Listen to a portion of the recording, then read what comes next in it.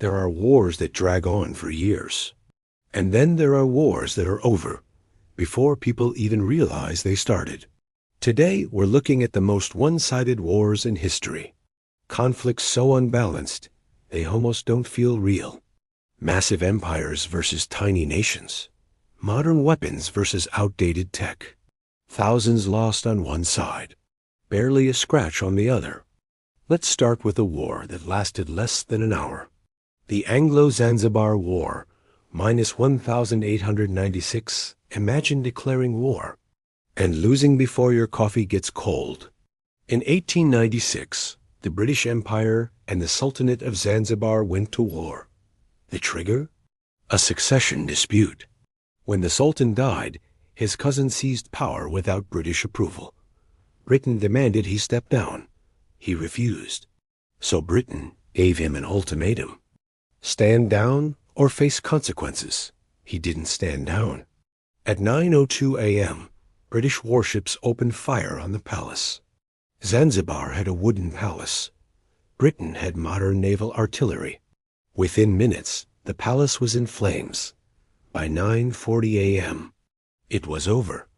38 minutes. Zanzibar lost around 500 people. The British?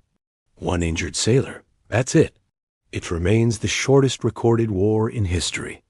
But that's just the warm-up.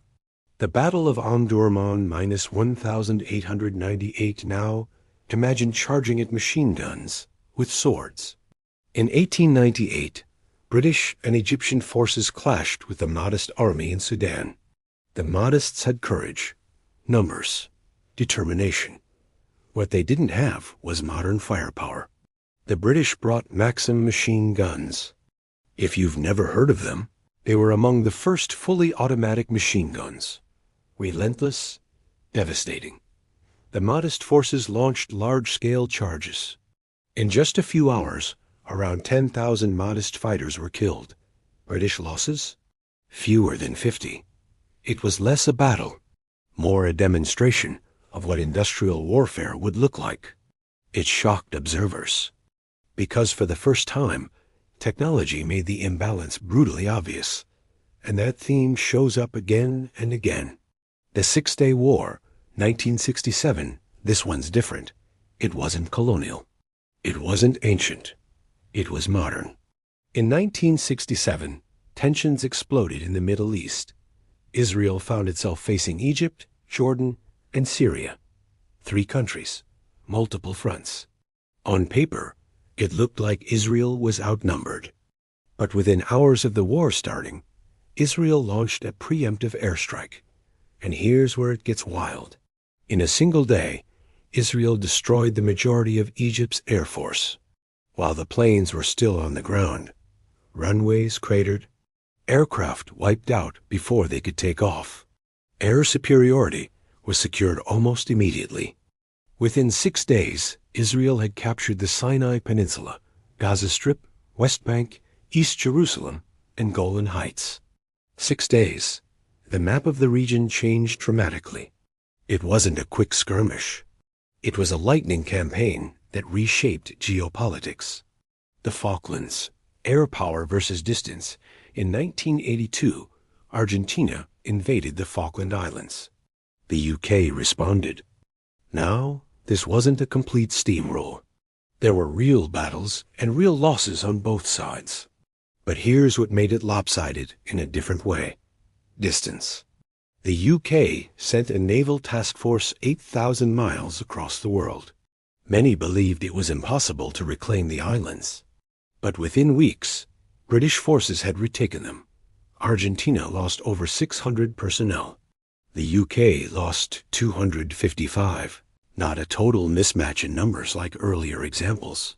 But strategically, it showed how projection of power could override geography. An island chain near South America, reclaimed by a European power. That kind of reach shifted global perception. The Gulf War, 1991. Now let's talk about what modern asymmetry really looks like. In 1991, after Iraq invaded Kuwait, a U.S.-led coalition responded. On paper, Iraq had one of the largest armies in the world, hundreds of thousands of troops, thousands of tanks.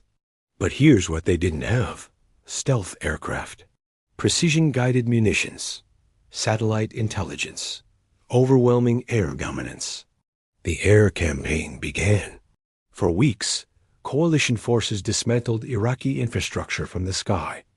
When the ground war finally began, it lasted 100 hours. Just over 4 days. Coalition losses were under 400. Iraqi losses were in the tens of thousands. The technological gap was staggering. It showed the world what high-tech warfare looked like, and it changed military strategy permanently. The Italo-Ethiopian War, 1935. Now let's rewind slightly. In 1935, Italy invaded Ethiopia. Ethiopia had bravery and resistance fighters. Italy had aircraft, tanks, and chemical weapons. Yes, chemical weapons. Mustard gas was used, despite international agreements banning it. The imbalance wasn't just technological. It was industrial. Within months, Ethiopia fell. But here's the twist.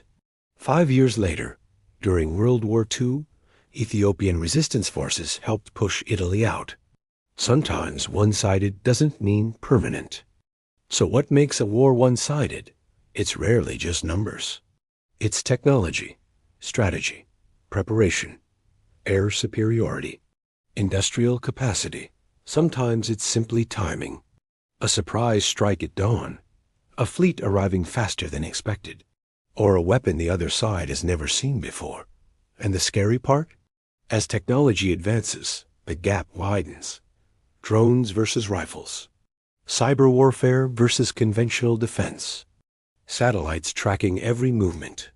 The future of war may look even more uneven. The real pattern, when you look at these conflicts together, something becomes clear. The most one-sided wars usually happen at turning points in history, when one side represents the future and the other represents the past. Machine guns versus cavalry, aircraft versus grounded fleets, precision missiles versus outdated radar. It's not just domination, it's transition. And history is full of moments where the world changes in a matter of hours. 38 minutes in Zanzibar, 6 days in the Middle East, 100 hours in Kuwait. Sometimes history doesn't slowly shift, it snaps. And that's what makes one-sided wars so unsettling, because they don't feel like struggles. They feel inevitable. But inevitability is only obvious in hindsight. At the time, someone always believes they can win.